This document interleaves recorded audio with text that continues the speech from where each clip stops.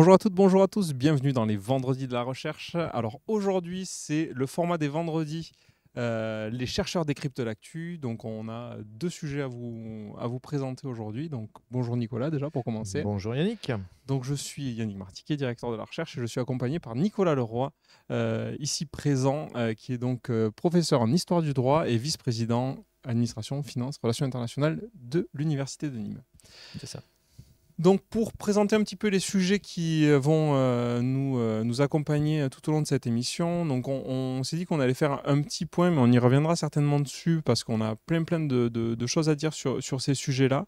On voulait s'intéresser à l'affaire Abbé Pierre pour donner un éclairage un petit peu particulier. Donc nous, on n'a pas vocation à faire du journalisme, à faire de l'actu et à aller chercher forcément toutes les dernières infos, mais plutôt à donner un éclairage un petit peu particulier. Et on a décidé pour cette émission d'aborder un petit peu le positionnement de l'Église par rapport à ces affaires qui peuvent arriver de temps en temps et donc les changements qu'il y a pu avoir dans cette posture. Et en deuxième sujet, ce sera autour de 13 heures. On recevra Valérie Bonardo de l'Université de Rennes pour parler, puisque comme vous le savez certainement, à Nîmes en ce moment, c'est la feria des vendanges, pour parler de viticulture et de changement climatique avec la question des dates de vendange qui connaissent des modifications assez importantes du fait des changements climatiques et donc qui interviennent sur la maturation du raisin. Donc ça, Valérie Bonardo nous en dira un petit peu plus et on l'accueillera en visio à partir de 13 heures. Donc Nicolas, je vous propose qu'on commence peut-être par le premier sujet sur donc cette affaire qui concerne l'abbé Pierre et donc qui jette quand même un froid sur toutes les activités autour de cette personnalité. Est-ce que vous voulez nous en dire un petit mot pour présenter un petit peu le sujet, comment on va l'aborder? Oui, alors bon, il y a pas mal de choses, donc c'est une affaire qui défraie la chronique là en ce moment, depuis quelques mois déjà, mais c'est vrai que ça s'est accéléré en septembre.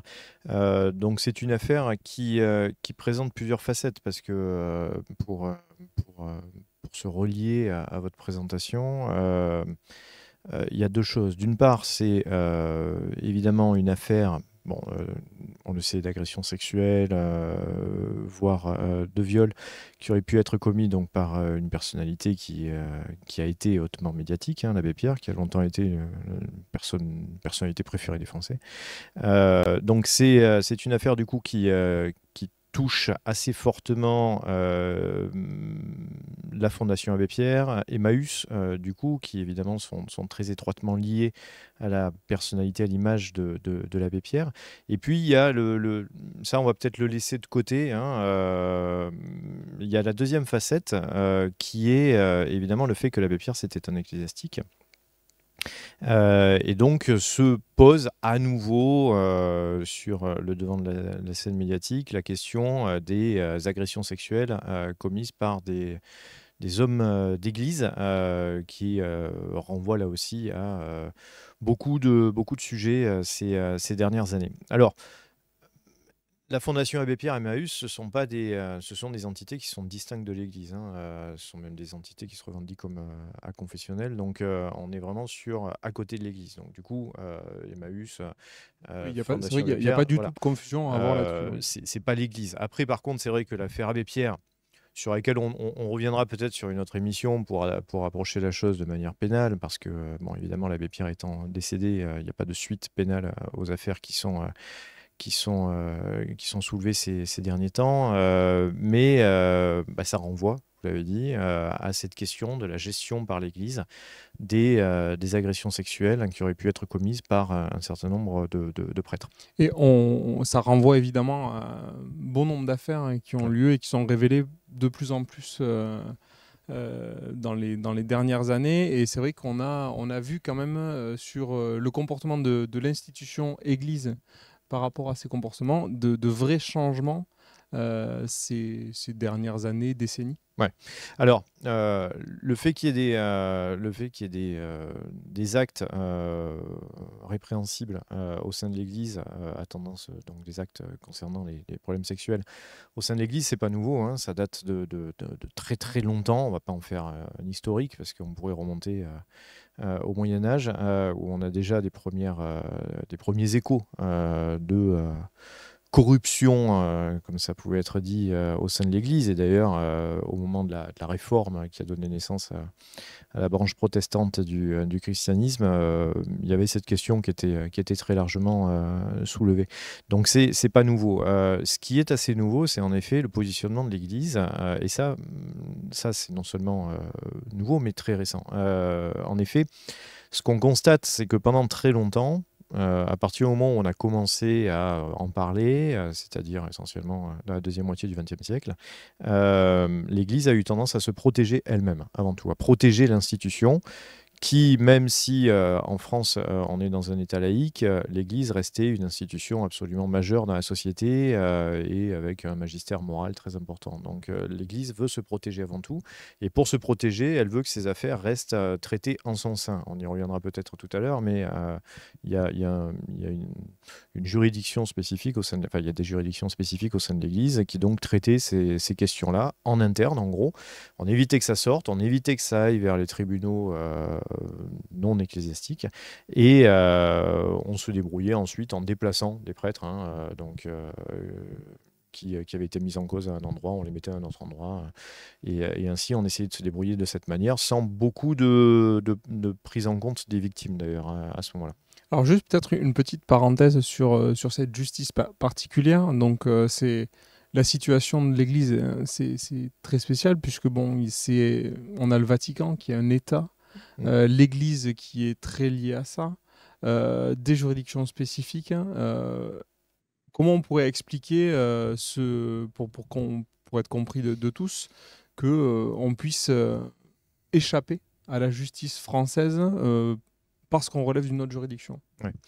Alors, deux choses ici. On parle de France, bien sûr, parce que bon, on a fait le choix de se focaliser sur la France. Maintenant, c'est un problème qui n'est pas spécifiquement français. Et bien sûr, ces questions d'agression sexuelle au sein de l'Église, c'est un problème qui concerne tous les pays sans doute où l'Église est présente. On en a eu beaucoup d'échos ailleurs, aux États-Unis, en Allemagne notamment, en Espagne également, parce qu'on a une opinion publique qui est très présente, qui est assez puissante. Maintenant, bon, il y a fort à penser que dans d'autres pays, ça sortira au bout d'un moment, très certainement. Il n'y a pas de raison que ce soit spécifique à la France, aux États-Unis ou à l'Allemagne. Bon, j'évacue ça. Alors, la question de la juridiction, en fait, ça vient de très très loin. Ça vient du moment où le christianisme va être une religion autorisée par l'Empire romain. Donc, vous voyez, ça date pas d'hier, ça date du IVe siècle, où est reconnu à l'Église ce qu'on appelle le privilège du fort. Le fort, c'est le forum romain, en fait, c'est l'endroit où on rendait la justice, donc FOR. Et donc ce privilège du fort, c'est un privilège de juridiction, c'est-à-dire que les clercs, les hommes, les femmes d'église, vont, en cas de méfaits, délits, etc., relever d'une juridiction spécifique, et la juridiction qui sont les tribunaux de l'église, les tribunaux ecclésiastiques. Bon, je vous passe les noms. Les tribunaux ecclésiastiques, et échapper ainsi aux juridictions dites séculières, c'est-à-dire les juridictions rattachées à l'État. Et ça va durer très très longtemps. Ça dure jusqu'au XXe siècle dans certains pays, en Italie, en Espagne. C'est des choses qui vont durer jusqu'à ce moment-là. En France, ça va être supprimé à la Révolution, donc 1789-1790. Et à partir de là, on va considérer que les clercs, c'est des citoyens comme les autres, donc qui relèvent des juridictions séculières. D'accord, très bien. Excusez-moi, oui. Ça n'enlève pas que les juridictions continuent à exister. Les juridictions de l'Église continuent à exister, mais donc un peu comme ça peut exister dans beaucoup de structures, dans beaucoup d'organismes, dans beaucoup d'organisations, ce sont des juridictions disciplinaires, finalement. Oui, c'est une juridiction professionnelle, ouais. en réalité. Très bien. Et en ce qui concerne le positionnement politique de l'Église, pour entrer un peu plus dans le cœur du sujet, c'est vrai qu'on a eu cette phase deuxième moitié du XXe où l'Église avait tendance à se protéger, et ça fait peut-être une vingtaine d'années qu'on a eu un basculement assez lent au début, de stratégie. Oui, il y a eu une libération de la parole, il y a des associations qui se sont manifestées, qui sont devenues beaucoup plus présentes, et donc il y a eu une pression très forte sur l'Église pour qu'elle réagisse, avec des affaires médiatiques qui ont touché de hauts personnages au sein de l'Église, y compris en France. Donc ça a débouché sur une décision de l'Église de mettre en place une commission, qui est la SIAZ, une commission qui était chargée d'examiner les agressions sexuelles au sein de l'Église, une commission indépendante, composé de gens qui étaient des chrétiens, des catholiques, notamment le président de la SIAZ, M. Sauvé. Donc ça, c'est récent, hein, c'est 2019, la mise en place de la commission. Elle a rendu un rapport en 2021 avec des conclusions qui sont assez qui font froid dans le dos, hein, puisque elle a estimé que au moins donc elle a étudié des affaires qui datent entre 1950 et le début des années 2000. Donc sur 50 ans, elle a estimé que on peut penser qu'il y a au moins 3% des prêtres qui ont été responsables d'agressions sexuelles ou de viols au sein de l'Église, ce qui débouche sur plus de 300 000 victimes, ce qui est absolument considérable. Et donc elle a considéré que non seulement ce phénomène des agressions sexuelles, et encore une fois on parle que de la France, hein, était un phénomène massif, c'est les expressions qui sont employées, massif, et c'est le plus problématique pour l'Église, systémique. C'est-à-dire que c'est pas quelques brebis galeuses, c'est quelque chose qui touche un nombre très important, bien sûr, de prêtres, sans compter les victimes, mais c'est quelque chose qui a été permis, et le fait que ça ne soit pas sanctionné, qui a été permis par l'organisation de l'Église. Cette tendance à la dissimulation, cette tendance à vouloir traiter les choses en Quand on dit permis dans ce sąsens-là, il n'y a pas d'autorisation qui est donnée, hein, c'est permis. Mais le fait qu'il n'y ait pas eu de sanction et le fait que les choses soient restées secrètes pendant très longtemps, c'est lié à cette organisation de l'Église, cette volonté de ça le rend possible sans trop de difficultés. Il y a certainement chez un certain nombre de prêtres fautifs, criminels, un sentiment d'impunité par le fait que, dans le pire des cas, ils étaient placés dans une autre paroisse, quoi.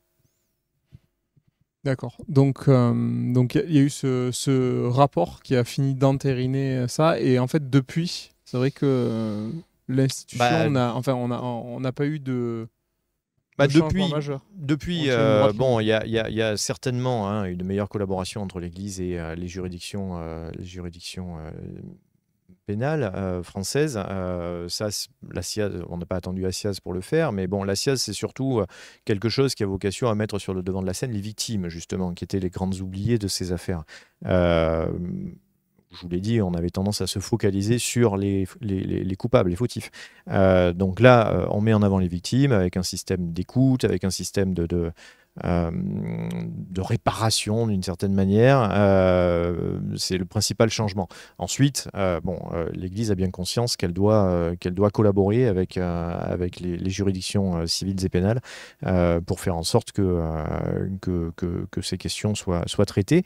Après, il y a la grande question, c'est est-ce que ça doit induire des réformes au sein de l'Église ? Et ça, clairement, le sujet est ouvert, quoi.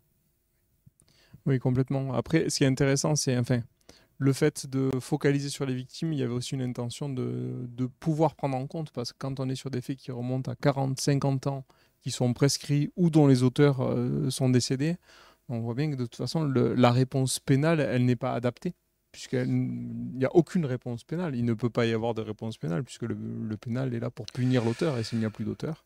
C'est sûr. Quoi, on retombe avec l'affaire Abbé Pierre, hein. Il n'y aura pas de sanction parce que il est décédé depuis maintenant une quinzaine d'années. Donc il n'y aura pas de suite au niveau pénal, bien sûr.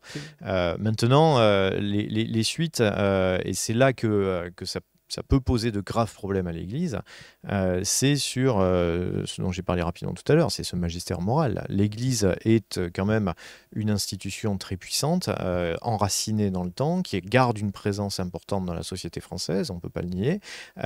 C'est une institution qui se permet, par le biais soit de ces autorités, soit d'associations qui se rattachent au catholicisme, d'intervenir dans des débats de société avec un positionnement moral.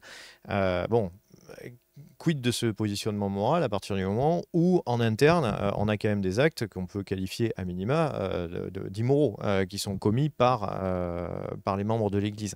Donc évidemment, ça pose question. Et le fait que la Fondation Abbé Pierre ou Emmaüs mettent à distance maintenant la figure de l'Abbé Pierre, et on va sans doute vers des changements de nom, etc., ça montre justement cela.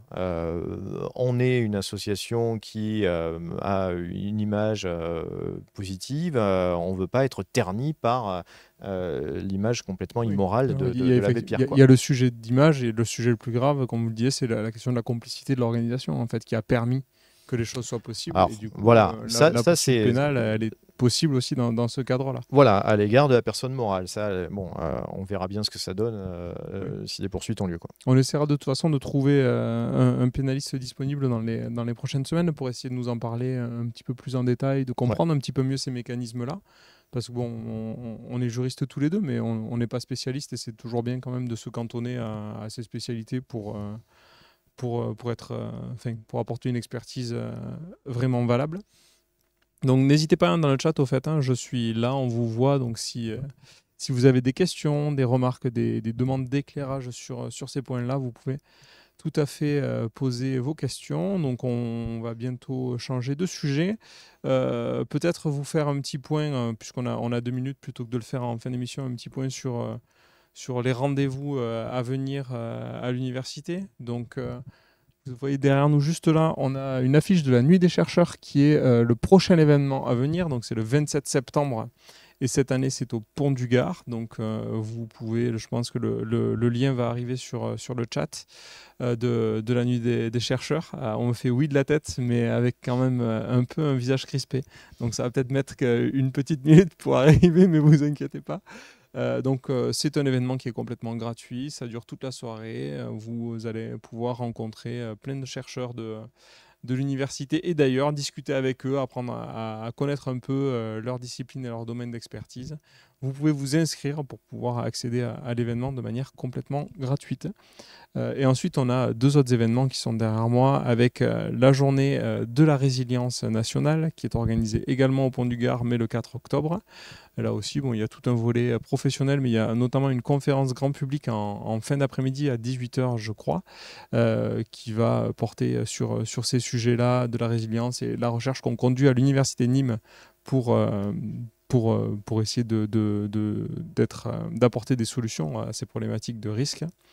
Et enfin, je ne vais pas vous en dire trop parce qu'il y aurait plein de choses à dire. Juste au-dessus de moi, c'est la fête de la science qui a lieu du 4 au 14 octobre dans toute la France, avec des animations de partout sur le territoire. Donc n'hésitez pas à aller consulter nos sites web pour voir un petit peu ce qui est possible autour de chez vous. Et nous, le gros événement, c'est le Village des Sciences sur le site Vauban de l'Université de Nîmes les 12 et 13 octobre.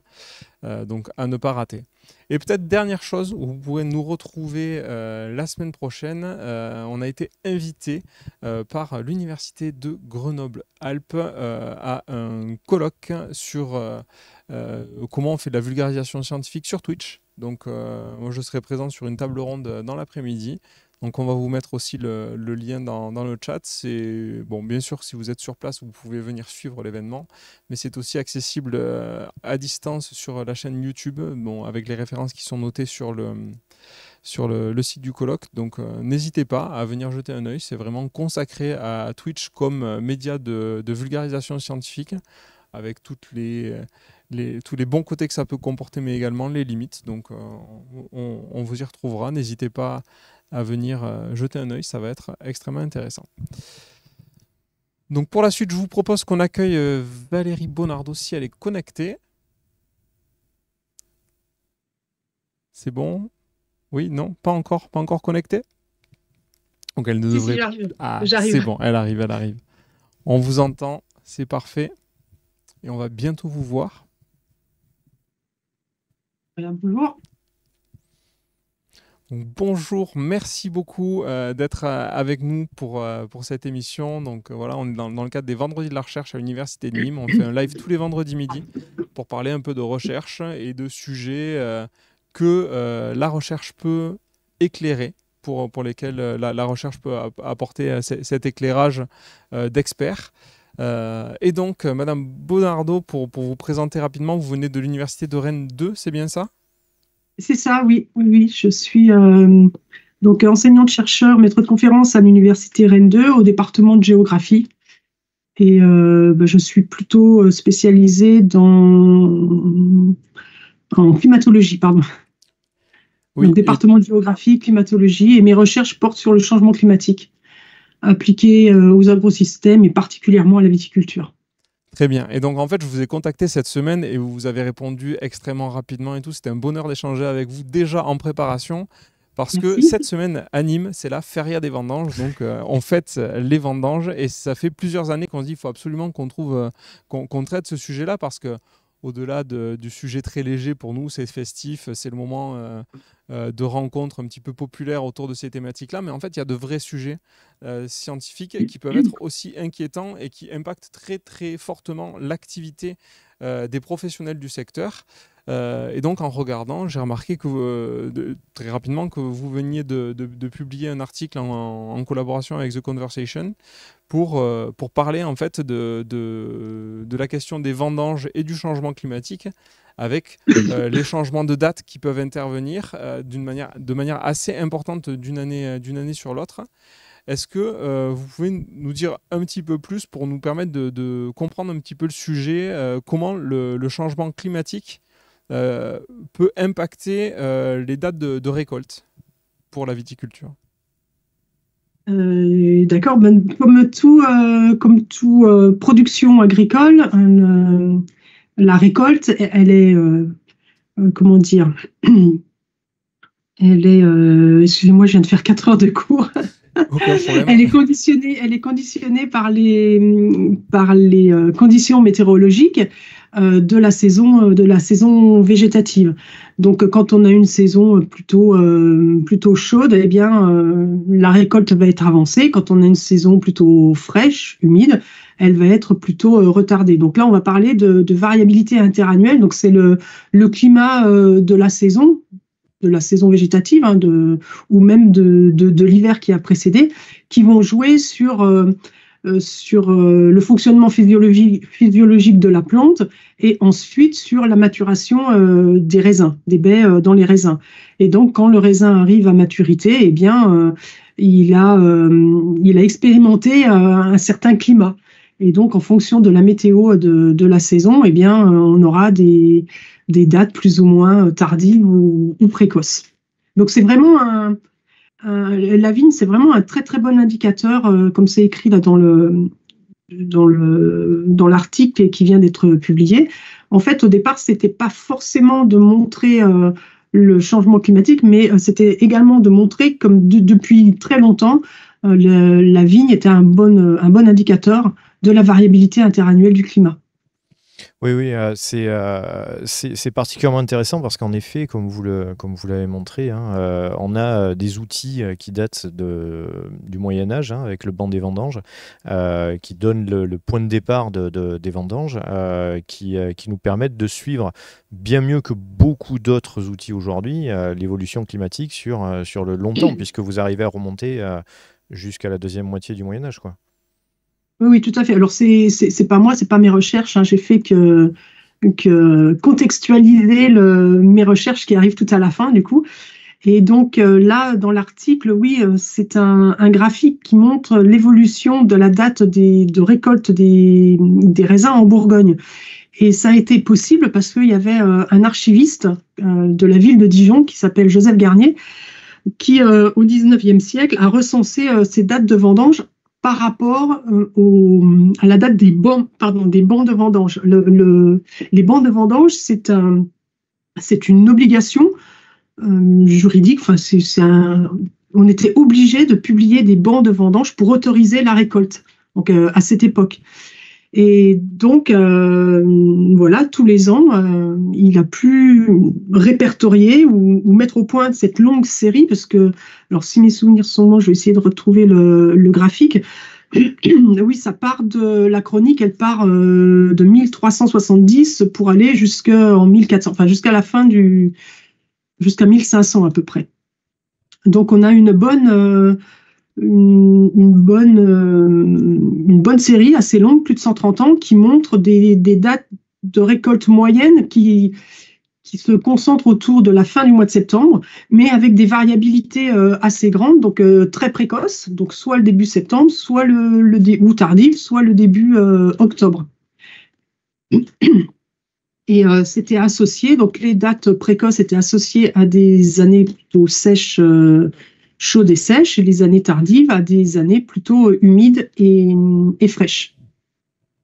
Voilà, c'est une série après qui a été réutilisée par d'autres pour reconstituer des séries climatiques. Ça a fait l'objet d'un article dans Nature. Et cette série, elle a été reprise, donc pour après reconnecter avec le changement climatique, elle a été reprise dans le dernier rapport du GIEC comme un indicateur de changement global que peut révéler la végétation à l'échelle mondiale. Donc sur ce graphique, je ne sais pas si vous avez alors, on a mis l'article en lien dans le chat, donc les personnes qui suivent l'émission peuvent cliquer simplement et accéder directement et regarder les graphiques qui ont été publiés. Donc là, je parle peut-être en deux mots, si on peut tirer la conclusion de la situation actuelle ou récente en fait par rapport à ces études de longue date. Donc on arrive à déterminer quand même clairement l'impact du changement climatique. Oui. Oui, parce que là, justement, dans le graphique qui est dans le dernier rapport du GIEC, on voit très bien la courbe qui chute. Donc, en fait, qui montre la précocité de la date des vendanges. Donc, si elle est à l'écran, je n'arrive pas à voir, mais on voit bien que c'est une ligne. Il y a des variations interannuelles, mais ça reste stable dans le temps malgré les variations interannuelles. Et sur la fin de la série, on voit très bien que la courbe, elle est elle chute et elle est donc indiquant des valeurs, des dates beaucoup plus précoces. Et ça, c'est lié, c'est réellement lié. Cette chute, elle est liée à partir de la moitié c'est très net à partir de la moitié du siècle dernier. Oui. Et c'est lié à l'augmentation des émissions de gaz à effet de serre, donc dues aux activités anthropiques. Et donc, plus on émet, plus ces gaz à effet de serre se concentrent dans l'atmosphère. Et la concentration des gaz à effet de serre dans l'atmosphère provoque le réchauffement de l'enveloppe atmosphérique. Oui, très bien. Et effectivement, donc le GIEC, enfin les études historiques permettent de démontrer que c'est un indicateur fiable. Et les constatations récentes font que cet indicateur est un des indicateurs qui démontrent le changement climatique. Et ensuite, alors vous n'avez peut-être pas toutes les infos et c'est pas un souci, mais est-ce que vous avez pu échanger ou avoir des informations sur l'impact que ça a sur la qualité des productions pour les viticulteurs, enfin les quantités, les qualités et donc sur leur activité? Oui. Alors ça, le graphique dans l'article de The Conversation, c'est l'article qui suit celui du rapport du GIEC. C'est un article, ce sont deux schémas qui sont extraits du projet La Cave. Donc c'est sur la viticulture française qui doit s'adapter au changement climatique.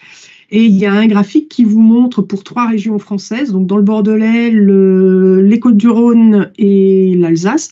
On voit, et c'est sur une période beaucoup plus limitée, beaucoup plus proche de nous. Donc depuis le milieu du siècle dernier, les années 1950, jusqu'aux années 2010, parce que c'est un projet qui est déjà terminé. Et on voit bien la chute des courbes qui montrent une avancée des dates de vendange dans tous les vignobles français, en moyenne au moins 2 à 3 semaines sur l'espace français. Et ça a comme impact, en fait, le changement climatique, il a un impact sur les dates de vendange, bien évidemment, mais il a un impact également sur tous les autres stades phénologiques de la vigne. C'est-à-dire que les hivers sont chauds, donc la vigne va débourrer, c'est-à-dire que les premières feuilles vont sortir de plus en plus tôt et vont être exposées au gel, puisque la végétation démarre plus tôt, mais en même temps, le gel printanier peut toujours arriver. Eh bien, la plante est beaucoup plus sensibilisée, fragilisée face à une arrivée de gel. Oui, et c'est intéressant, c'est là toute la complexité de l'impact du changement climatique, c'est qu'on a l'impression qu'il va faire plus chaud, il va faire plus chaud, et donc le vin arrivera plus tôt. Mais en fait, il y a beaucoup d'autres conséquences à tout ça, et effectivement, le fait que les plantes soient beaucoup plus sensibles au gel parce que beaucoup plus matures au moment des dernières gelées, ça a des impacts vraiment catastrophiques sur les productions. Oui, oui, tout à fait. Et le réchauffement climatique est un autre. Donc, ça élève les températures, généralement, en moyenne, annuelle, saisonnière, mais ça amplifie les aléas climatiques, c'est-à-dire que les épisodes intenses vont être beaucoup plus marqués. Par exemple, si on prend une vague de chaleur, elle va arriver de plus en plus tôt ou de plus en plus tard, et elle va être de plus en plus intense. Si on prend par exemple la dernière vague de chaleur de 2022, par rapport à celle de 2023, déjà celle de 2003, il y a des records qui ont été battus et pas simplement dans des régions du sud de la France. Les records, la vague de chaleur 2022, les records de température ont été battus plutôt sur la façade océanique et notamment en Bretagne. Donc c'est tout le monde qui est impacté par le changement climatique. Et pour revenir aux impacts sur la vigne, donc il n'y a pas que la date de vendange qui est plus précoce, enfin si, elle est plus précoce, mais en fait, elle va être décalée sur une période plus chaude. Avant, on vendangeait au mois de septembre, voire début octobre, au moment où les températures commencent à redescendre. Et donc, ça permettait aux raisins de finir la période de maturation dans des conditions thermiques beaucoup plus fraîches, donc favorable à un développement aromatique à un équilibre entre les arômes et l'acidité. Alors que maintenant, vu que le changement climatique avance la date des vendanges, la période de maturation va être calée sur la période la plus chaude de l'année. Et donc, c'est tout cet équilibre entre les arômes et l'acidité dans les baies, et donc dans le vin, qui va être un petit peu impacté. Et c'est ce qui est illustré dans un des graphiques extraits du projet La Cave également, dans l'article qui vient d'être publié. Oui, et pour revenir à notre contexte local, les vendanges commencent de plus en plus souvent, en effet, au mois d'août, fin août, donc en pleine période chaude, hein, comme vous venez de le dire, ce qui nous éloigne quand même pas mal de la feria des vendanges, qui traditionnellement, depuis qu'elle existe, c'est-à-dire 40 ans, je crois, un petit peu plus même, 45 ans, qui se déroule le deuxième ou troisième week-end de septembre. On est assez éloigné maintenant du début des vendanges. Juste une petite question peut-être avant de vous libérer aussi. Ce réchauffement climatique, on dit souvent, bon, je ne sais pas si c'est peut-être un peu exagéré, ou en tout cas où on avance un petit peu par rapport à ce qui se passe, que ça va entraîner le développement de vignobles dans des régions qui n'en avaient pas ou qui n'en avaient plus depuis assez longtemps, notamment dans l'ouest ou dans le nord de la France. Est-ce que c'est bien le cas, ou quand est-ce qu'on verra ce genre de choses? Et puis, d'autre part, est-ce que ça va pas avoir une conséquence également sur les cépages qui sont employés? Parce qu'il y a peut-être des cépages, justement, qui sont aujourd'hui répartis sur le territoire français, qui vont être mis en danger par le réchauffement climatique. Est-ce qu'il y en a certains qui sont plus ou moins sensibles à ce réchauffement climatique? Oui, bien sûr. Donc pour la première partie, là, pour le développement de la viticulture dans des régions qui n'étaient pas viticoles avant, effectivement, hein, il y a des vignes qui sont plantées en Normandie, dans les Hauts-de-France, dans les Hauts-de-Seine. Voilà, c'est quelque chose qui c'est réel. Surtout depuis la libération des droits de plantation. Enfin, la libération, c'est pas le terme, mais il y a eu un changement de régulation dans le régime des droits de plantation. Avant, on ne pouvait pas planter de la vigne n'importe où. C'était vraiment, il fallait acheter des droits de plantation, donc on replantait ce qu'on pouvait avoir arraché, et sinon il fallait acheter des droits de plantation, et on avait le droit de planter que dans les aires d'appellation. Et depuis 2015, il y a eu un changement de régulation et on a le droit de replanter une superficie d'environ 1% de la superficie nationale dans des régions d'appellation, mais également hors appellation. Et c'est pour ça qu'on peut voir se développer le vignoble en Bretagne, en Normandie, dans les Hauts-de-Seine. Tout ça, tout simplement parce qu'ils ont le droit. Donc évidemment, après, le changement climatique vient améliorer les conditions thermiques pour la croissance de la plante et la maturation des raisins. Mais au départ, le levier, il est législatif. D'accord. Voilà. Et pour revenir à la Bretagne, puisque moi j'ai étudié ce cas, je suis le changement climatique en Bretagne et notamment le développement de la viticulture. Donc il y a eu un petit peu de vignes en Bretagne historiquement. Mais là, c'est vraiment quelque chose qui se développe. Donc historiquement, il était limité à la presqu'île de Rhuys autour du golfe du Morbihan, donc dans le département du Morbihan pour ceux qui connaissent un petit peu la Bretagne, donc c'est le sud. Et donc dans la continuité du vignoble nantais historiquement. Mais là, c'est vraiment un développement de la viticulture à but commercial, parce qu'il y a également des vignes associatives comme un peu partout en France qui avaient été plantées dès la fin des années 90 ou au début des années 2000, qui montrent dans la dernière décennie l'amélioration de la qualité de leur production, même s'ils n'ont pas le droit de le vendre.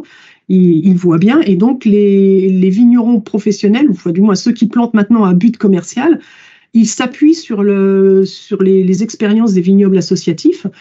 Et il y a des personnes qui plantent pas simplement dans le sud du Morbihan, mais un peu partout, dans tous les départements, même dans le nord Finistère ou le nord des Côtes-d'Armor. Là, actuellement, les vignes en Bretagne, c'est environ la superficie de 200 hectares à peu près de plantés. C'est plus ou moins l'équivalent de la superficie de l'appellation d'Irouléguy dans les Pyrénées-Atlantiques. Oui, donc Et en projet, oui, ça reste tout petit parce que le vignoble vient de se créer, c'était 2015, donc les premières vignes, le temps d'avoir l'autorisation de France Agrimaire, que le droit soit octroyé, que les vignes soient plantées et puis qu'elles rentrent en production. Eh bien, les premiers vins commerciaux ont pu être vendus en 2022.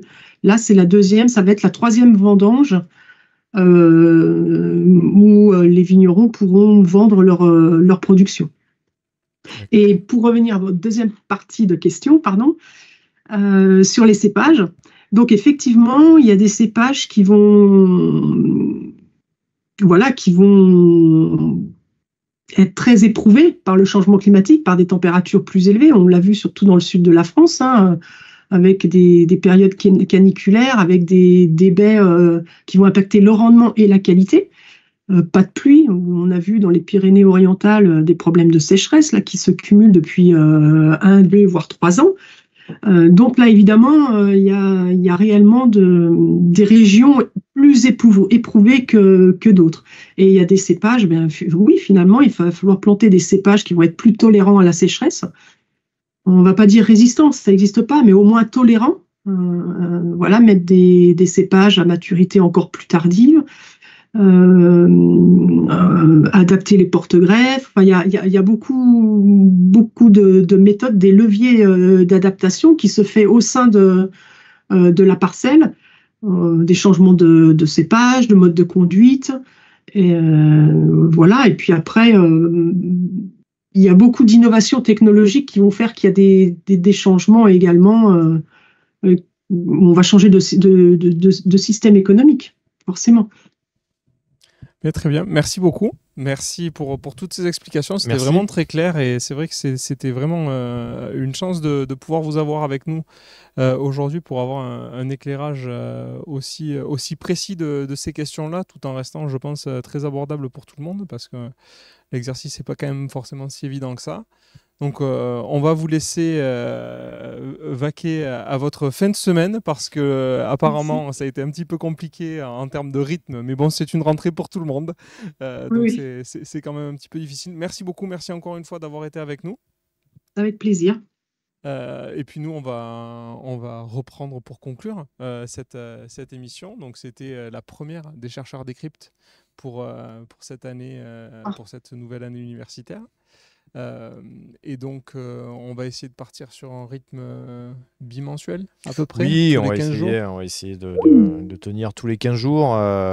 Bon, évidemment, c'est lié à l'actualité également, à la disponibilité des gens, mais en effet, l'objectif, c'est d'essayer d'être là tous les 15 jours, Puis quoi. de toute façon, ouais, si les gens ne sont pas disponibles, on sera là, nous deux, et puis on Oui, parlera. on se Voilà, débrouillera. hein. Les sujets risquent d'être de moins en moins scientifiques, hein, mais on trouvera toujours des sujets.